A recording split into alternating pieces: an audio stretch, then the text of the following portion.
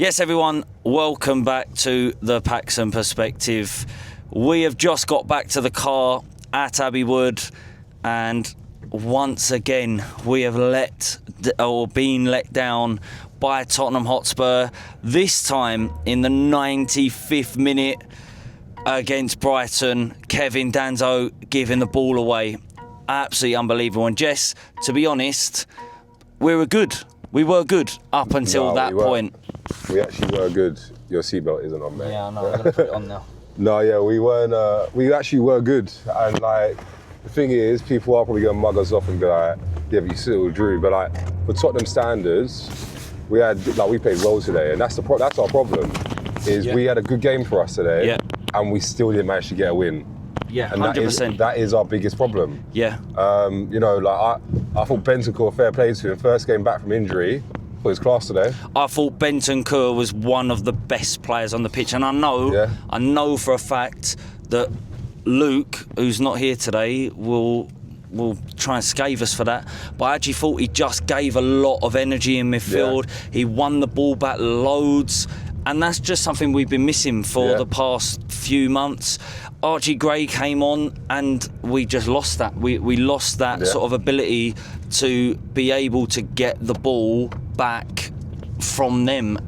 And it was telling because he came off, I can't remember when he came off, I think he came off about 60 minutes or so maybe. Like that. And from that moment, obviously I know we went up the pitch and scored, but it just felt as though we didn't have control of the game. Yeah, I don't know how you felt, but yeah, when he came off, it just felt like we lost that person. Like you know like when you feel like you need a centre back, to lead that line, yeah. That's exactly where it felt like our midfield. Yeah, is that we just lost someone that was leading our midfield throughout the whole game. Yeah, I totally agree. It felt like our midfield just fell apart. I totally And I think we said agree. during the game, like even having him back in the squad he came off. And yet he's still on the touchline with De Zerbi shouting at the players. Yeah, I totally agree, and it is something that we've massively missed. And obviously today we didn't get over the line, but it's something that in these last 5 games we're going to have to need. Is these players to stand up and be counted for. And actually, for 93 minutes of the game today, we had all 11 players on that pitch, plus the 5 subs that came on. So nearly 16 players for 94 minutes out of the 98 stood up and were counted for. Yeah. And then obviously Danzo, I mean, we'll talk about it in a moment in a little bit more depth, but he let himself down big time. Simmons, I thought, he got an assist, he got a goal. Yeah. One thing I do want to say about Simmons is so many times today, he just fell over, and it wasn't. I didn't even think it was a foul, right? Yeah, I agree. Totally agree. You keep doing that when it actually is a foul. The ref's not going to give it to you. Yeah, and it happened a few times today. He just wasn't strong enough. No, he really wasn't strong enough. But I do think he was our best player on the pitch. Again, he stood up and was counted for. He got the assist for the first goal. And then he also obviously scored an amazing goal where he cut in on his right foot and absolutely bent into that sort of corner. But for people just wondering, that who weren't at the game, or if you're a Spurs fan, you couldn't go to the ground. The only way I could describe the ground today was Bodo semi-final at home. Yeah, it was. The atmosphere was class today. Yeah, the atmosphere. I mean, we made ourselves heard from even before, about 10 minutes before the game. I think the speech that COYS made before the game, about 5 minutes before the players came out onto the pitch, was absolutely brilliant. If you haven't seen that, then go and find it somewhere: Facebook, Twitter, Instagram. I think BBC Sport. Or BBC News put out a photo of the card that he read out, but it was really, really good. And as I said, we were well up for it. There was flags everywhere today and every single seat. The atmosphere, everyone was getting behind the players. For the whole 90 minutes. For 90 minutes. And what I will say is, in contrast to that, is that when they scored their second goal, it felt like a balloon got popped. Yeah, that's what it felt like. Like the atmosphere was so good. It was so good. And then all of a sudden, they scored their goal, and it was deafening. Absolutely deafening. And for me, I walk around about 2 or 3 minutes before the end of the game to go pick our flag up, and I'm walking round and I pick the flag up, and it goes full time, and I'm seeing grown men and women, like people, crying as they're standing looking on at these players who are, there's about 4 or 5 of them collapsed to the floor. There are about 3 or 4 that have got their hands on their knees, like they're all over the place, And you know what? I feel like today, Jess, they can be like that today. Like, do you know, like you get it sometimes. But I've always said to you, this whole season so far, right? For me, I was like, even at Sunday, I said to you, like, we lose to Brighton, and obviously I know we haven't lost today, but I was like, that's me confirmed we're gone. Yeah. Today was a must-win. Like I can't stress to anyone enough, right? We looked at the fixtures and we went, right, what we've got left, right? When De Zerbi come in, Sunderland, if you get a point there, happy days, yeah. They've only lost there twice the whole season. We weren't winning that game, right? And again, we probably should have got a point in that game, but cool, whatever, right? It was a lucky deflection. Cool, you write off. Yeah. Then you're going Brighton at home. We go 2-1 up, and you're like, fucking hell, boys. Like, this is the start of it. Like, come on, this is what we need. This is what the team needs for momentum. Yeah. And then we fucking bottle it in the 94th minute, and it's like, again, and it's like, now it's like we have like. It just feels like it's written in the stars, isn't it? You have to win against Wolves. Next week, right? You draw or lose. That's it. It's game over. See, but we keep saying that. No, but we keep saying that. I'm confirmed that we are down. After today, I'm like, we're down. Yeah, I'm under the impression, right? I think Nottingham Forest will beat Burnley tomorrow. Yeah. Which means that they will go. I think they'll go 5 points clear. West Ham will beat Palace. Yeah, West Ham go to Palace on Monday. Palace were out on the lash on Thursday night because they beat Fiorentina in their quarter-final of the Europa Conference League. Palace are already safe. And they're also safe, which just begs the question: are they really going to put up a fight? Probably not. You'd hope they do, but probably not. Which then is, if West Ham go there and win, they're 4 points above us. Yeah. Which is huge because we would have to win a game, or basically win 2 games to go above them, because we're nearly matching on goal difference now as well, which is just absolutely outrageous to say. 3 months ago we were 13 points in front of them. Mate, now we're obviously, I know we're 1 point behind, but after Monday that could be 4 points behind. It's really depressing stuff. It was Xavi Simons' first game for Spurs, right? It was West Ham away. Yeah. Right? We went there, we won 3-0, was it? Yeah, 3-0, yeah. And Simons got an assist, and we were laughing and joking at him in the away and going, you're going down, and now look. Yeah, exactly. Like, now look. Like, it's gone so wrong, so quick. Yeah. And it's like, we cannot pay for a win this season. No. Like, this year. No. And yeah, well, let's get into it. I think in the first half I thought we were brilliant, to be 100% honest. I don't think really anyone put a foot wrong. And to be 100% honest, there were like 2 or 3 times where you're looking at it and you're going, right, we just need that goal, and we got it. We did get it. Yeah. Xavi Simons with some really good play, and then and obviously put the ball into to Porro, who I also thought had a good game today. I know I'm one of Porro's biggest critics, but I actually do think Porro had a really good game today. Yeah. I thought he was immense. I thought he was going all over the park, and it did show. For me, it showed that he cared. That's the biggest thing today. He was all over the park. He was spraying balls around like he was doing last season before. He was getting up and down the field. He was putting his body on the line, which is what we want. He did also get the goal today. But then literally, what was it? 2 minutes before half time? Was it? I can't remember. They scored to make it 1-1. Yeah. And it's like and the thing all that good work was just undone by it was a the ball got played on out to their right side. The guy crossed it in, and there was just no one picking up on the back post. And I think we're down the other end, but I think Porro was marking the guy that was in front of Mitoma. That's what it looked like. And Mitoma was just totally unmarked. And don't get twisted, it's a great It's an absolutely unbelievable finish. But really, the right winger or one of the central midfielders should be there to be able to try and defend that as well.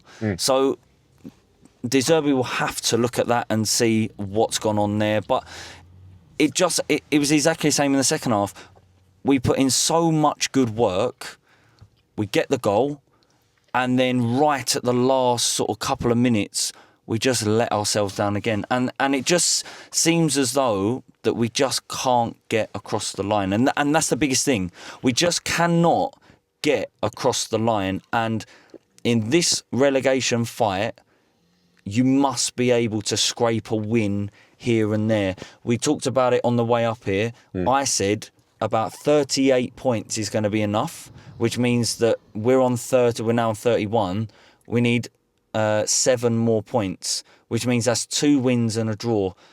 Realistically, are we going to get another 2 wins and a draw from the fixtures that we've got? Because if you look at the fixtures that we've still got, I told you, Wolves, we haven't beaten at Wolves since Dele Alli scored, and that was the season after COVID, so 2021-22.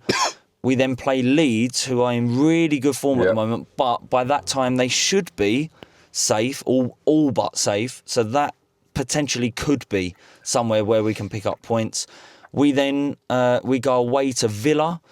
Never winning there. We're not. Villa are pushing for Champions League at the moment, but also they are sandwiched. We're sandwiched in between their Europa League games. So I just don't it really does. I think it all depends on what their score is after the first leg. If they're 3-0 up and cruising, then they'll go for our game. If it's maybe a 1-0 or 1-1, then they'll probably rest players for that second leg. So it really does depend there. Then we go to Chelsea, I'm pretty sure, away, battered. And we've won once there in like the last 35 years or so. And then Everton at home, and they're pushing for European spots as well, and they're good away from home. So when I look at those fixtures left now, yes, on paper, we've still got better fixtures than Forest and also West Ham potentially.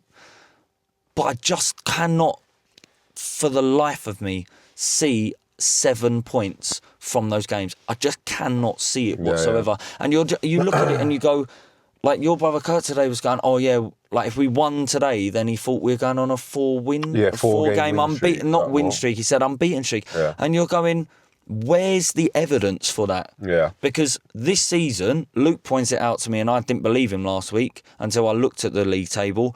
We've won 7 Premier League games this season. Yeah. 7. And that is it's just mind-boggling. And even you talk about unbeaten, and not even winning. What have we had this year? 2 draws? I don't know. I don't know. Went today? No, I think we we drew against Wolves at home, definitely. Was that this year? Yeah, not this year. That's what I'm saying. This year. This year. Yeah, I'm not sure. We've had 2 points this year. From what I know. What I can remember. In the league, potentially, yeah. Man City as well.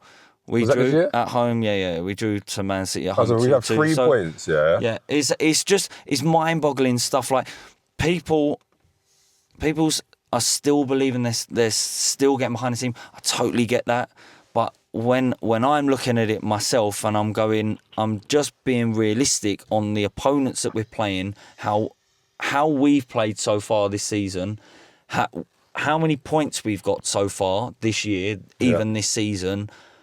And also how we played, like we lost against Villa away last season. We lost against Wolves away last season. We lost to Chelsea last season. Leeds, we didn't play. Did we play last season? No, they were down there in Championship, mate. Were they? Yeah, you fucking idiot. No, I can't remember because they've gone down and come back up. And Everton at home, I think we beat Everton at home last season because they were early on.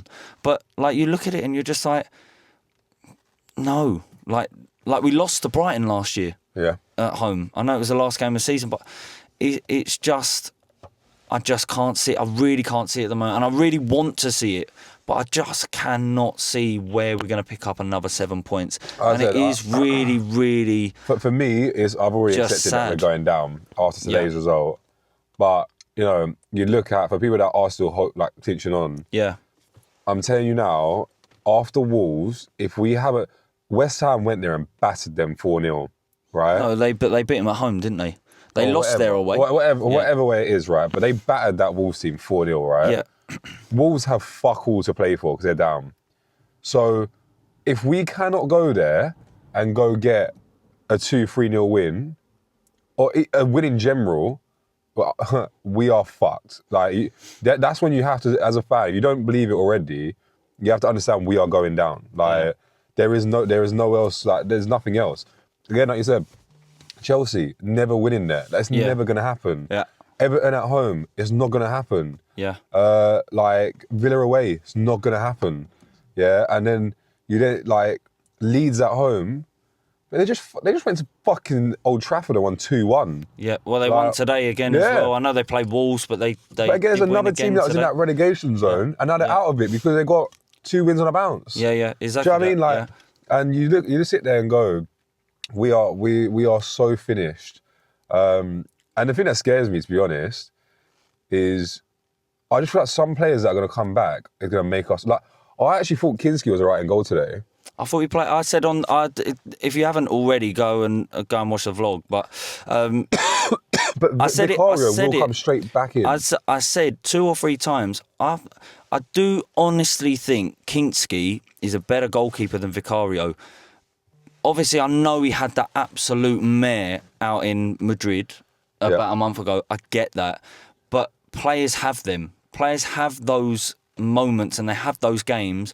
If you look at Manuel Neuer. And I'm not comparing Kinski to Neuer here, but what I'm saying is even the world's best goalkeepers have those days where you give the ball away and you do this, you do that, where you have an absolute mare. He had one of them this season. He's 20 years old, I think, or something. Yeah. I do honestly think he is a better goalkeeper than Vicario. I think the system that De Zerbi plays suits Kinski because... or more than Vicario, because he likes for the goalkeeper to be involved, especially with his feet. And we know Vicario is awful with his feet. Yeah. So Kinski, I think, would be better in goal until the end of the season. But as you said, I think Vicario may be back next week or the week after.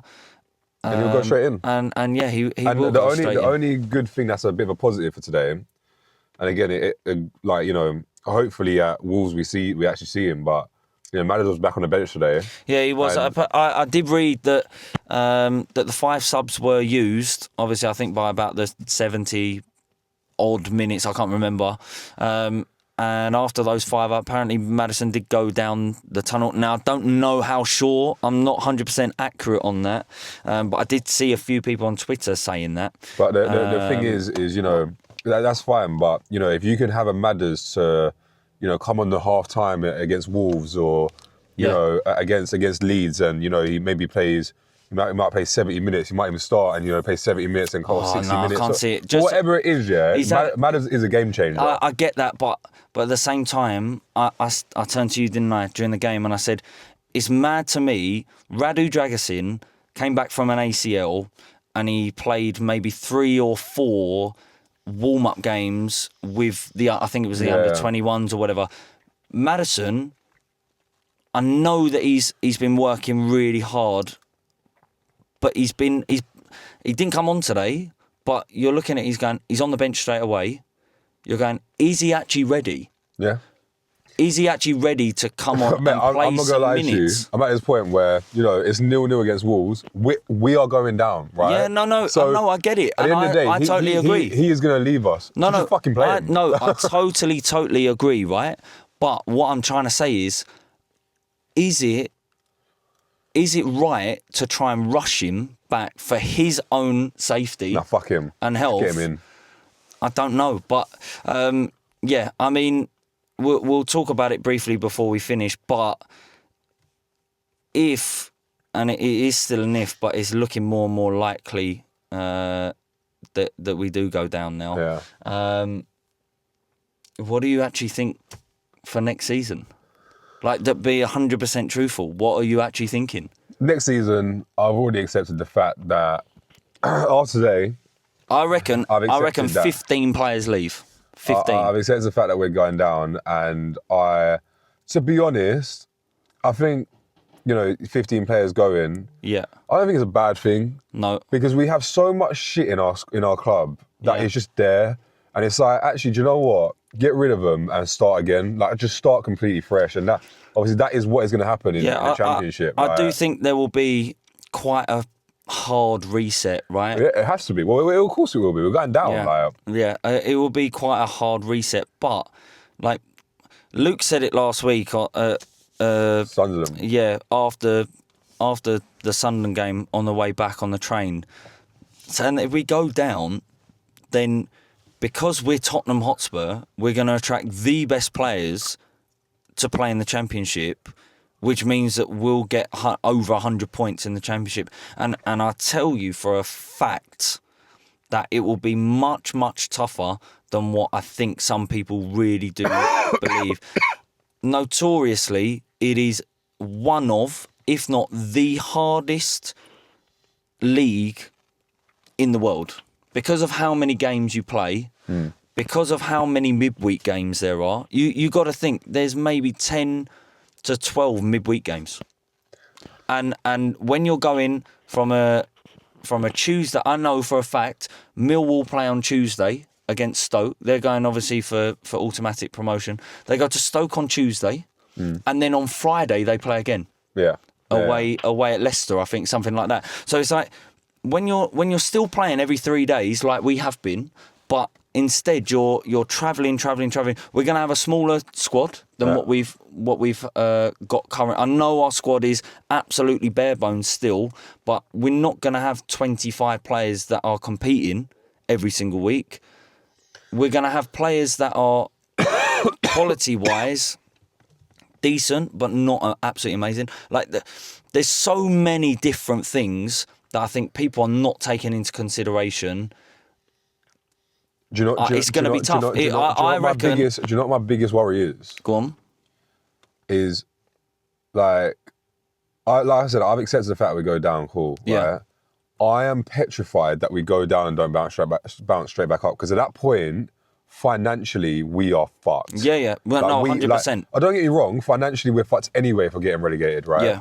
But if you bounce straight back up, it's one blip. Yeah. Right.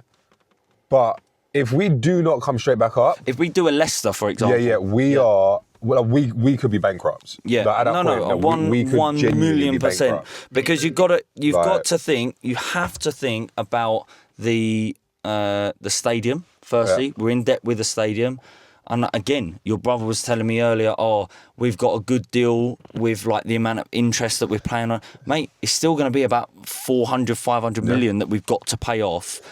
There's yes, for one season we'll be able to sell a lot of players and for quite a bit of money. But when we haven't got that revenue coming in from purely the Premier League, but then also European football, all of this, our attendance is going to be down probably to about 35,000, 40,000. Season ticket renewals are going to be down. Average, yeah. Season ticket renewals are going to be down, plus the season tickets are going to be cheaper. Yeah.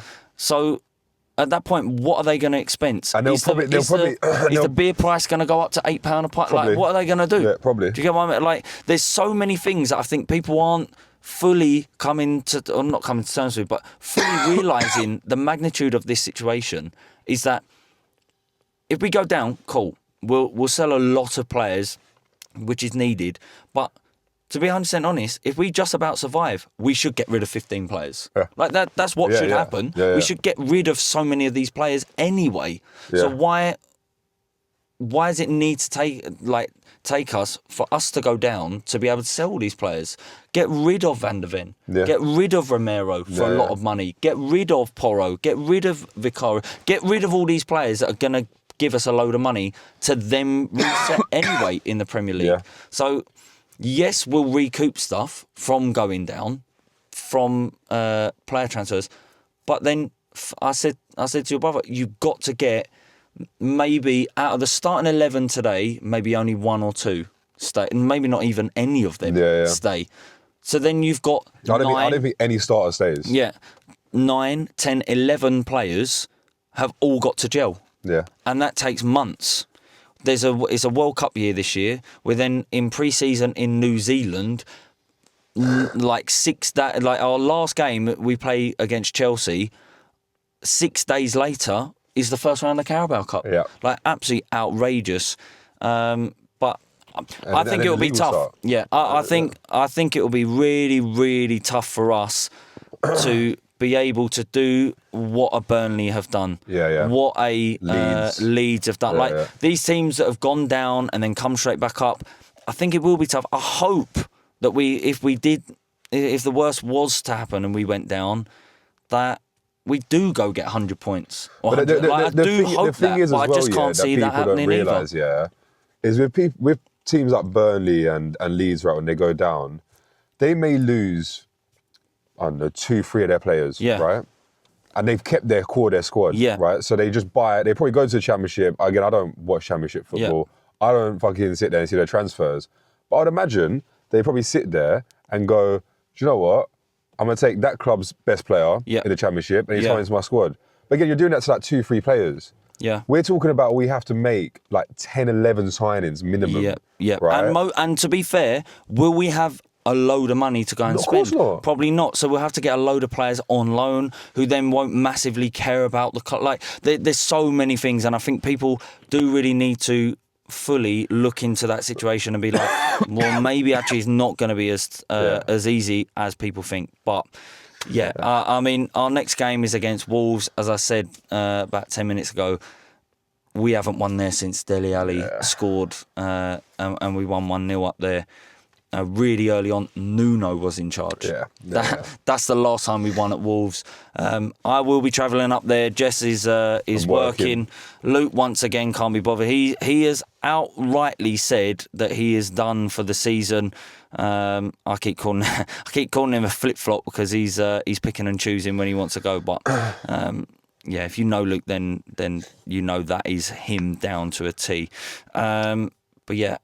Any prediction for that? But like Wolves, I'm going we draw there. Yeah, I'll say 1-1. Yeah, I reckon we go up there and we draw, and I'm feeling like this, but I'm on a 2.5 hour train home rather than getting back after about an hour and a bit after the game. But there we go. If you haven't already, please make sure you do hit the subscribe button. After the Sunderland vlog, we got 70 new subscribers, so welcome to all of you. If you haven't already, though, do hit the subscribe button. It'll be much appreciated. If you did like the video as well, please give us a like. If you are listening on any audio platforms, give us a 5-star review and follow us as well. Leave any comments about anything you want to talk about, anything about the game today or the season so far, or any questions you do have for either of us or Luke as well. All our links will be in the description below. But I won't be doing a solo podcast for Wolves. So it will be after Leeds at home. Laters.